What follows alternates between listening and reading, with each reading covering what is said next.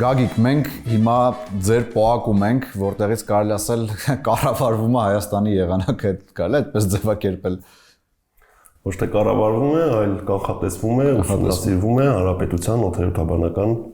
ամբողջ մոնիտորինգը եւ կանխատեսումները։ Դե լիքը մարդ կա, որ մտածում է իրոք կառավարվում է, իդեպ sense համընկնում եղավ, անցած շաբաթ որ զանգեցի քեզ որ պայմանավորվենք, ասացիր վատառողջ ես։ Այո։ Երկու շաբաթ օրվա անց ես դուրս եկել աշխատանքի ու անցյալ շաբաթ sense մառախուղ, ձյուն եւ այլն, հետո դուրս եկար աշխատանքի երկու շաբթի, եղանակը տակացավ, այդ ուղիղ կապ ունի իրար հետ թե չէ։ Բնականաբար ոչ։ Հա, որովհետեւ մեր մոնտաժողները օրինակ ասած հաստատ դրա համար էլ ցուրտ է։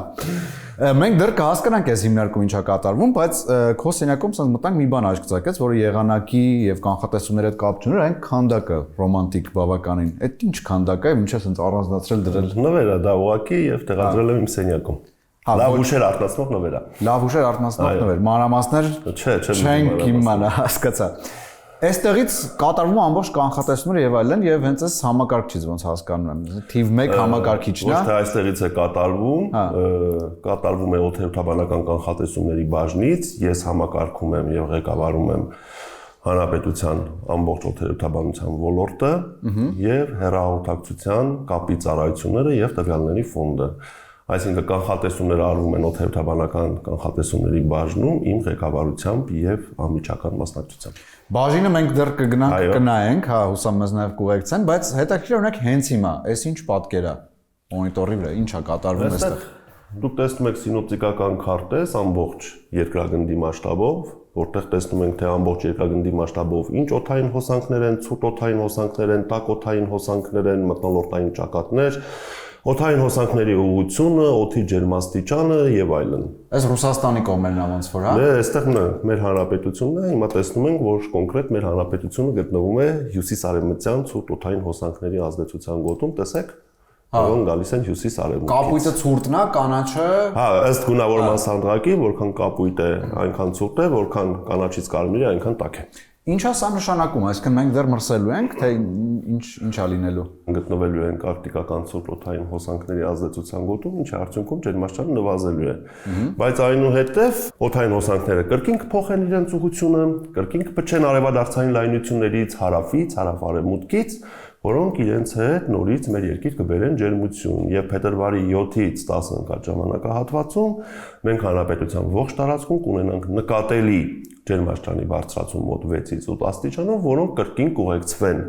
առանձին հատվածներում տեղումներով, որովհետեւ process-ը գալիս է միջերկրական ծովից։ Ահա, սա արդեն փետրվարի 7-ի պատկերն է, ոնց հասկացա, մեր եթերի օրը լինելու ակտին, մենք արդեն կտեսնենք իրականացավ թե չէ։ Այստեղ հարց առաջանում, եթե այս ամեն ինչը արդեն կա, ես էլ արդեն անձեն աչքով տեսնում եմ ինչա կատարում։ Այստեղ մարդկային գործոնը ինչքանով է կարևոր, այսինքն մարդիկ ինչ են անում, որ մենք չենք կարող տեսնել։ Դուք այդտեղ անձեն աչքով պարզապես տեսնում եք պատկեր, հա, իսկ այդտեղ կան ցիկլոններ, անտիցիկլոններ, սինոպտիկական process-ների տիպեր, մենք ունենք 14 սինոպտիկական տիպեր, որոնք ունեն անուններ՝ Կիպրոսյան ցիկլոն, հարավային ցիկլոն, սիբիրական անտիցիկլոն, սկանդինավյան անտիցիկլոն, ազորյան անտիցիկլոն, արևմտաեվրոպական անտիցիկլոն, իրանական եւ այլն եւ այլն։ Եվ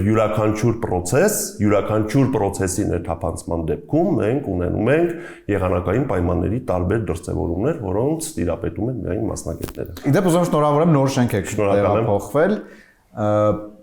Ձեր անձամբ հենց քո ֆունկցիան, հա, ասի բաժին կա, բաժինները կհասկանանք ինչ են անում։ Բաժինները տալիս են քեզ այդ ամբողջ ինֆորմացիան, դու գնում ես եթեր, ոնց արելու հետ։ Ուրեմն ես նորից նշեմ, որ ես համակարգում եմ օդերևութաբանության, հեռահաղորդակցության կապի ծառայությունները եւ տվյալների ֆոնդը եւ այդ կանխատեսումները կատարվում են իմ անմիջական մասնակցությամբ եւ հաստատվում են վերջնականորեն իմ մասնակցությամբ։ Այսինքն ես նույնպես իմ ղեկավարությամբ անմիջականորեն մասնակցում եմ օդերևութաբանական կանխատեսումներին։ Իսկ ինչ պետք է լինի, որ չհաստատես, այսինքն դու նայում ես ինչ որ սխալ վերլուծություն ա։ Եթե սխալ վերլուծություն արկա է, դրանք ենթարկվում են քննարկման մեր համապատասխան մասնագետների հետ, այստեղ հրավիրվում են մասնագետները, կատարվում է քննարկվում եւ անհամապատասխանությունը ուղղվում է գիտական մեթոդների հիման վրա, որից հետո արդեն հաստատվում է այդ օրվա կանխատեսումը։ Հիմա ասենց մի հատ հարց եմ ուզում տամ, բայց անհամեստություն խնդրում եմ չանես։ Դու բոլորն են հասկանում, շատ լավ մասնագետ ես, բայց աշխարհում, հա, օթերևութաբանների միջև կոնկուրենցիա կա ու կարելի է ասել արդյոք, որ դու աշխարհի մասշտաբով ես լավագույն մասնագետներից, թե օրինակ ուրիշ երկրներում, չգիտեմ, արդեն ուրիշ ձև է այդ ամեն ինչը արվում։ Բոլոր երկրներում էլ նույն ձև է արվում, այո, եւ ես չեմ կարող ասել աշխարհի լավ մասնագետն եմ, թե ոչ, երևի թե ոչ։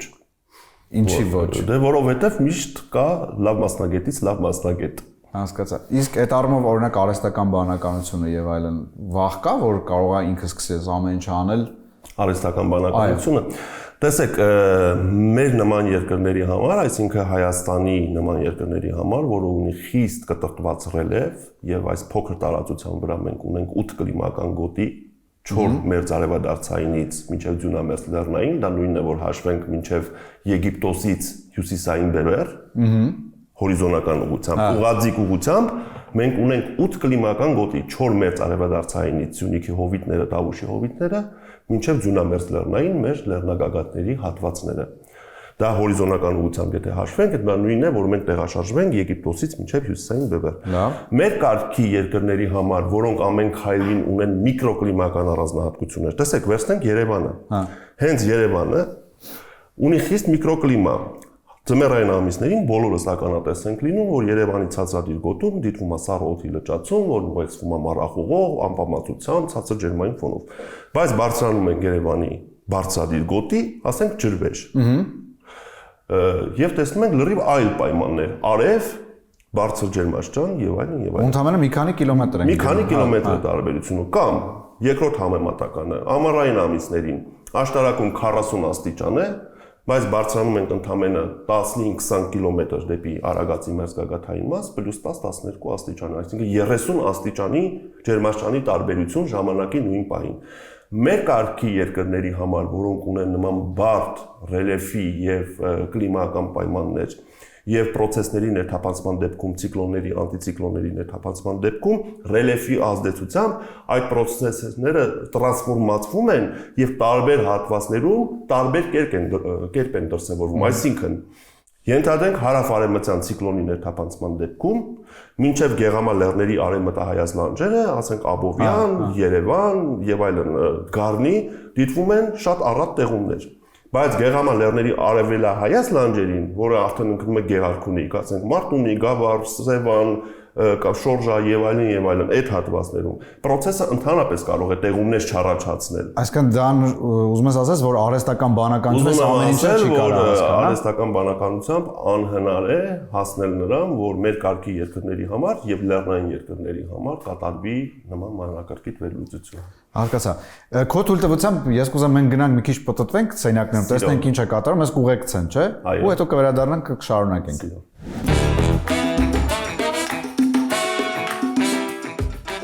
Սոնա ջան, հիմա ուր ենք գնում, ես ուղեկցեք մի քիչ հասկանանք։ Գնում ենք հեռահաղորդակցության եւ տվյալների կառավարման ծառայություն, որտեղ տեղի ունենում ամբողջ տվյալների հավաքագրումը, մուտքագրումը, համեցեք։ Տվյալները այստեղ են հավաքագրվում։ Բարև ձեզ հարգելի գործընկերներ։ Ահա, այստեղից իսկ միջև այստեղ հասնելը տվյալները կողքի սենյակից են գալիս, թե տվյալները գալիս են օթերևութաբանական կայաններից։ Կայաններից, հա։ Իսկ կողքի սենյակում ինչա կատարվում։ Կողքի սենյակում եղանակի կանխատեսման բուն գործընթացն է, այո։ Հասկացա, գնանք էդ էլ նայենք։ Գնանք, համեցեք։ Ինչպես տեսնում եք, օթերևութաբանական մոնիթորինգը եւ կանխատեսումների բաժինը։ Համեցեք։ Այսինքն այնց բուն կանխատես, բարև ձեզ։ Այստեղ կանխատեսումների այս գլխավոր մոնիտորն է, ճիշտ եմ հասկանում ինչ է այստեղ կատարվում։ Այստեղ մենք գտնվում ենք այն բաժնում, որտեղ իրականացվում են հենց կանխատեսումները։ Սա արբանյակային տեղեկատվությունն է։ Եղանակի կանխատեսումը, գիտեք, շատ բարդ process է, որը հիմնված է մթնոլորտային process-ների վերլուծության հիման վրա։ Նպատակն է բնակչությանը, հասարակությանը տեղյակ պահել սպասվող եղանակային փոփոխությունների մասին։ Քանի հոգի են բաժնում, կներեք 3։ Բաժնում էս պահին 3 աշխատակից են, 24 ժամվա հերթապահը, մեր Սուսանան այսօր հերթապահելու է։ Այստեղ իրականացվում են, այո, 24 ժամ է աշխատանքներ։ Մի հոգին 24 ժամ է, 2 գեղեցկուհիները ժամը 6-ից կգնան տուն։ Իսկ ո՞նց են դիմանում 24 ժամ, առանց քնել ո՞նց է լինում։ Տենց է։ Նստած նայում են, եղանակը, այո, 24 ժամվա հսկողության կարիք ունի։ Հասկացա։ Հետո այս տվյալները ուղարկում եք արդեն Գագիկ Սուրենյանին, ինքը հաստատում կամ չի հաստատում, ճիշտ է։ Եղանակի կանխատեսումը տրվում է օդերևութաբանական կանխատեսումների աշխատակիցների կողմից, պարոն Սուրենյանի բարձր հովանավորությամբ իր հաստատելով, այո, նոր արդեն տարածվում է հասարակությանը։ Քանի պարոն Սուրենյանը մեզ հետ չի։ Անկեղծ խոսում ենք։ Ինչ գծեր ունի ինքը որպես ղեկավար, որ չեք սիրում։ Չէ, չկա դες բան։ Չենք սիրում, չկա, որովհետև ղեկավարը ոչ թե չեք սիրում, այլ չեք հավանում այնքան էլ որ լավ կլիներ, որ այդպես չլիներ, բայց դե հիմա դե բոլորս էլ ինչ-որ թերություն։ Ես պարոն Սուրենյանին ճանաչում եմ 2005 թվականից։ Մենք իրար հետ աշխատել ենք ստեղ այտենց հերթապահելով, եղանակին նայելով։ Եղանակը պարոն Սուրենյանի տարերքն է։ Ու ինքը սիրում է, որ ամեն ինչ լինի կարգով, շնորհքով, իր ձևով։ Դրա համար ինքը ոնց որ ինքը իր հանդեպ է, իր գործի նկատմամբ, նենց էլ պահանջում է մեզանից։ Դա վատ հատկանիշ չէ, ես ինքս որպես ղեկավար նույնպես այդ սկզբունքով եմ աշխատում։ Իսկ ո՞ր իր մասին նենց բան ասեք, որ հիմա կզարմանանք, որ ինքը ցույց չի տալիս, հանրային չի երևում, բայց օրինակ երբ որ դուք հավաքվում եք, չգիտեմ, ասենք ինքը պոեզիա կարդում կամ գիտար։ Դե բոլորը ինձ թվում է գիտեն, որ ինքը շատ հրաշալի երգում է, շատ լավ ձայն ունի, ինձ թվում է դա գաղտնիք չի, մեր հասարակությանը վաղուց դա տեղյակ է, շատ ընկերասեր է, շատ շփվող է, բայց դրսում մի փոքր ունի այդ լարվածությունը որպես հանրային մարդ լինելով։ Այս տվյալները մենք սովորական քաղաքացիներս կարող ենք տեսնել որևէ կերպ տնից, թե ամենակ դուք ունեք։ Չէ, արբանյակային տեղեկատվությունը, ինչպես նաև ավտոմատ կայաններից ստացված տեղեկատվությունը հասանելի է միայն հայ հիդրոմետ պողակին, մեր ծառայությանը, այո, որովհետև սրանք պողակի տեղեկատվությունն է։ Բայց այս կայքում Սակայն, այո, կայքում ինչ-որ բաներ կան, ոնց հասկացա։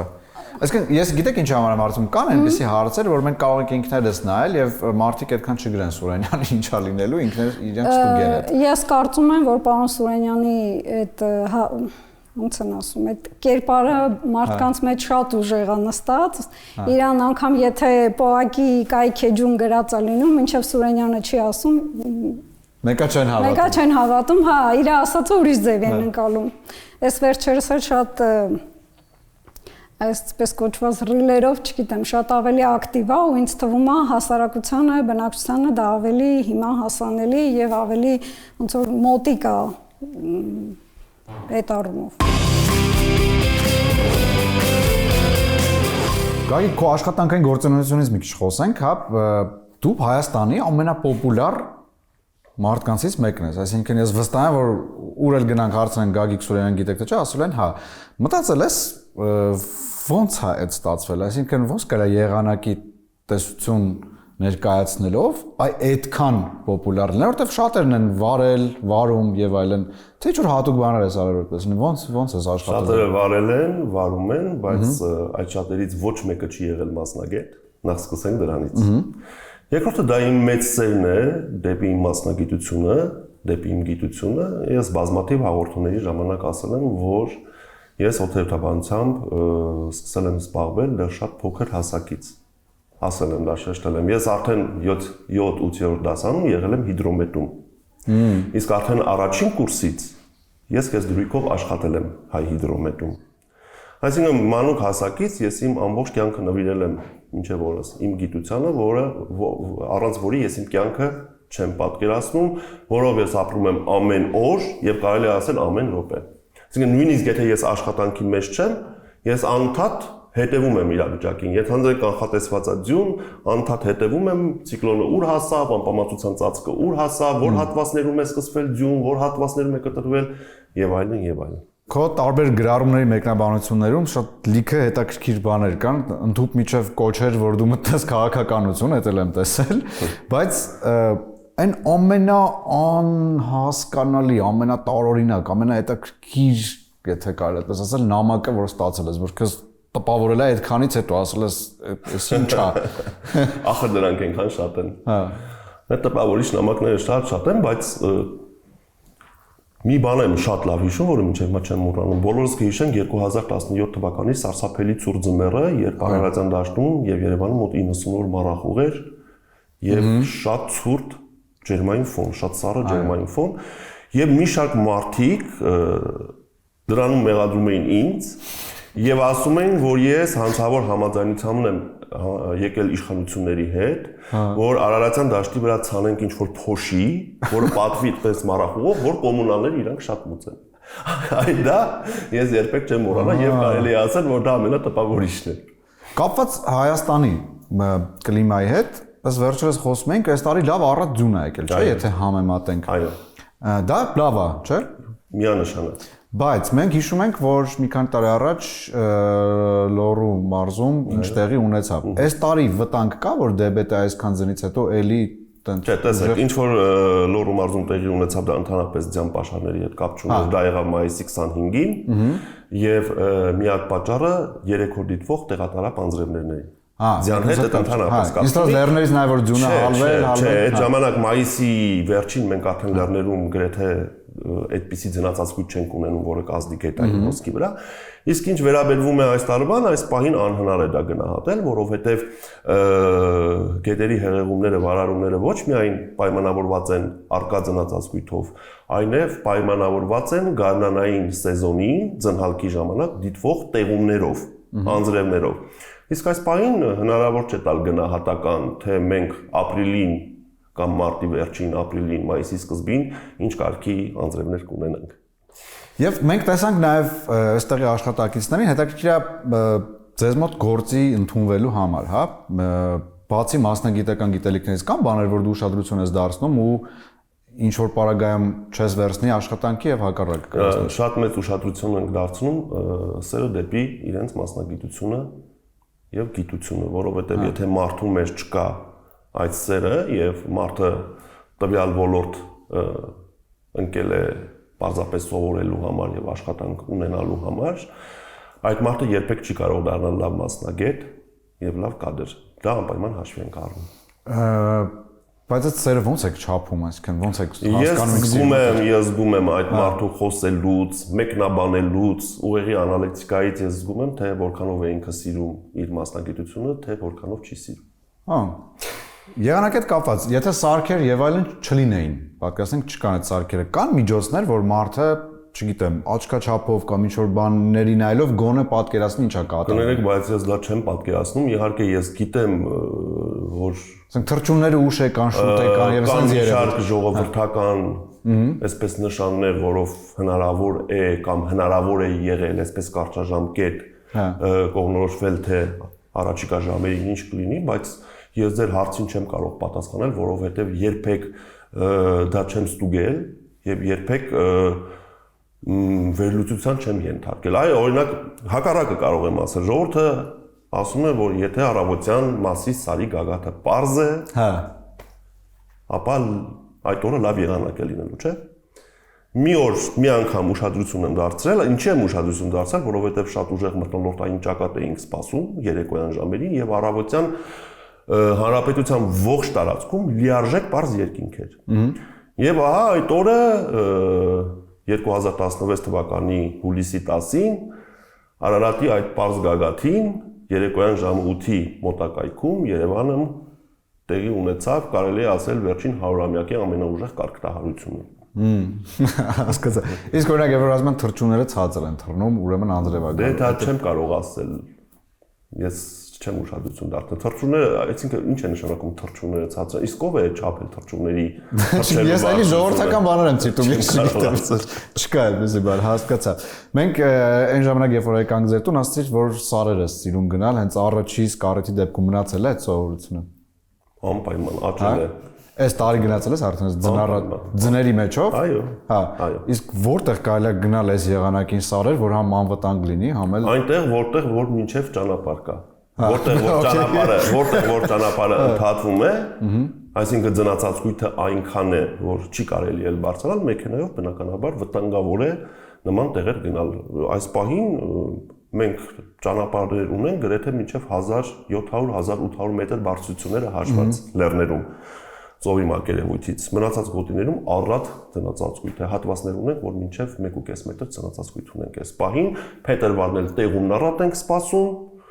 եւ դեռ փետրվարին, դեռ մարտին լեռներում ծնածածկույթի բարձրությունը կավելանա։ Կապված էլի մասնագիտությունը սիրելու հետ եւ պոպուլարության, հա, եթե այսպեսի ընտրություն ունենաս, կամ պետքա բոլոր մեդիաներում դու չլինես, Facebook-ի էջը չլինի, եթեր չմտնես, կամ այս գործով չզբաղվես, որը կընտրես։ Իհարկե չլինեմ, իսկ ինչ է ինձ տալիս մեդիաներում եւ Facebook-յան էջում լինելը։ Այսինքն այդ հայտնիությունը եւ այլն։ Այդ հայտնիությունից ես արդեն հոգնել եմ։ Լուրջ։ Որովհետեւ այդ հայտնիության պատճառով ես կորցրել եմ իմ ազատությունը եւ անկախությունը կյանքի նկատմամբ, որովհետեւ նույնիսկ փողոցում քայլելը կամ ինչ որ միտեղ գնալը դառնում է այսպես ֆիքսված ուշադրության եւ հետագա վերլուծությունների առիթ մարդկանց կողմից։ Այսինքն դա քեզ իրոք խանգարում է, հենց կուզեր չլիներ։ Շատ կուզեի։ Իսկ մտքեր ունես ինչ անես դրա դեմ։ Իսկ ինչ կարող եմ անել էլ։ Եթե արդեն գիտեմ։ Դե օրինակ, չգիտեմ, ինչ որ մի պահ գիտես, եթե թեկուզ հեռուստատեսությամբ ամենահայտնին ես, բայց որոշ ժամանակ չես երևում, մարդիկ սկսում են քիչ-քիչ։ Բայց կազդի դա։ Չնայած քո պարագայում եղանակը միշտ ակտուալ է։ Ու սենց էլի դիլետանտական հարցեր, մի քիչ ավելի գլոբալ թեմաների շուրջ, գլոբալ տաքացումը կամ նույն ինքը կլիմայական փոփոխությունները, դա միֆ է, վերջ, այսինքն ինչ որ կազմակերպություններ դա միֆականացրել են, որպես ինչ որ օգուտ ունեն, թե իրոք երկրագունդը փոխվում է։ Չէ, իհարկե կա գլոբալ տաքացում։ Հենց տաքացում, գլոբալ տաքացում, բայց գլոբալ տաքացումը, տեսեք, մենք գնահատում ենք երկրագնդի միջին ջերմաստիճանով։ Գլոբալ տաքացումը դա չի նշանակում, որ ենթադրենք այդ տարին երկրագնդի բոլոր կետերում պետք է լինի տաք։ Հա։ Կարա մի հատվածում լինի շատ սառը, ինչպես այս տարի Ռուսաստանի եվրոպական մասում է եւ եվրոպական երկրներում է, չէ՞, այնտեղ շատ ցուրտ է, Մոսկվայում վերջին 100-ամյակի ամենաձնառատ տարիներ եւ այլն։ Իսկ մի հատվածում լինի անոմալ տաք եղանակ, բայց դրանց գումարային արժեքը, այսինքն թվաբանական միջինը, երբ որ համեմատում ենք մենք նորմայի հետ, ստացվում է նորմայից բարձր ջերմաստիճան։ Այսինքն գլոբալ տաքացում պետք չէ հասկանալ երկրագնդի մասշտաբով բարձր ջերմաստիճան։ Ոչ, այդպես չէ։ Գլոբալ տաքացում պետք է հասկանալ երկրագնդի միջին ջերմաստիճան, որը երկրագնդի բոլոր հատվածների ջերմաստիճանի միջինն է։ Իսկ դրա դեմ կարելի է պայքարել, այսինքն արդյունավետ։ Դրա դեմ փորձում են պետությունները պայքարել անտառահատումների կրճատումով, աերոզոլ գազերի եւ մի շարք այլ գազերի արտանետումների կրճատումով, բայց ստացվում է այնքանով, որքանով այս զարգացող աշխարհում, այս զարգացող տնտեսության պայմաններում, թե որքանով դա կարող է արդյունավետ լինել, ես հիմա ստույգ չեմ կարող ասել։ Եվ էլի մի հարց հիմնարկի հետ կապված ու արդեն ավարտենք, դու քեզ խիստ ղեկավար համարում ես։ Ոչ թե խիստ, ես ինձ համարում եմ գործին նվիրյալ եւ պահանջում եմ, որ իմ աշխատակիցները, մեր աշխատակիցները նույնպես լինեն նվիրյալ եւ պատասխանատու, որից չտուժի գործը, որից չտուժի պետությունը, որովհետեւ մենք սպասարկում ենք շրջակա միջավայրի նախարարության հիդրոթերապևտաբանության եւ մոնիտորինգի կենտրոնը սպասարկում է մի ամբողջ պետություն եւ պետության բոլոր ճյուղերը, այդպիսի ճյուղ չկա, որ մեր տված կանխատեսումների, դիտարկումների, մոնիտորինգի հետ կապ չունենա։ Այսինքն, որպեսզի մարդիկ էլ ավելի լավ հասկանան, որ դա միայն նրա մասին չի, որ վաղը արևա լինելու թե չէ, այլ գյուղատնտեսություն, ավիացիա, բոլորը հայ հիդրոմետը եղանակի կանխատեսումը նրա ֆունկցիաներից ընդամենը մեկն է։ Նա ունի շատ ավելի բազմաթիվ ֆունկցիաներ, որից օգտվում է ամբողջ պետությունը եւ հասարակությունը։ Ու ֆիքսելու համար գարունը լավն է լինելու այս տարի։ Այս պահին չեն գնահատականներ չկան, կանխատեսումներ չկան գարնան վերաբերյալ։ Բայց դու քո sense փորձով այսպեսի բան չկա, իմ մոտ միայն գիտական վերլուծություններ։ Շատ շնորհակալություն։ Նմանապես։